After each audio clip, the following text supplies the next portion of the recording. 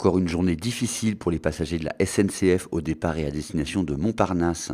Après un week-end de chaos, la situation ne s'est améliorée que lentement aujourd'hui. Seuls 3 trains sur 4 ont pu circuler et encore avec du retard. Le trafic doit encore être totalement interrompu ce soir à 22 heures pour des vérifications. Un automobiliste est mort hier à Rennes après avoir foncé sur des policiers. L'un d'entre eux a été blessé, les 2 autres ont fait usage de leurs armes. Une autopsie devait être pratiquée aujourd'hui. Le passager du véhicule, fortement alcoolisé, a été interpellé. L'écomusée du New Wella à Ouessant a en partie rouvert ses portes aujourd'hui. Il avait été fermé après l'incendie criminel qu'il avait en partie détruit le 21 juillet. L'auteur de l'incendie avait été retrouvé mort quelques heures plus tard. Les travaux de remise en état de l'ensemble du site pourraient durer jusqu'à 3 ans.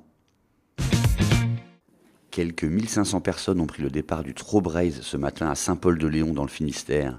Elles doivent arriver samedi à Tréguier dans les Côtes-d'Armor après 140 km de marche.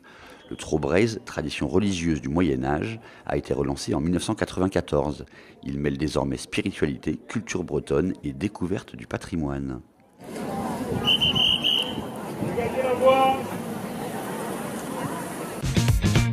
Enfin, il y avait foule hier sur la plage de Saint-Efflamme à Plestin-les-Grèves dans les Côtes-d'Armor. Plus de 4000 personnes sont venues assister aux traditionnelles courses hippiques. À noter, 2 chutes se sont produites lors d'une course de galop. Les organisateurs ont alors modifié le parcours.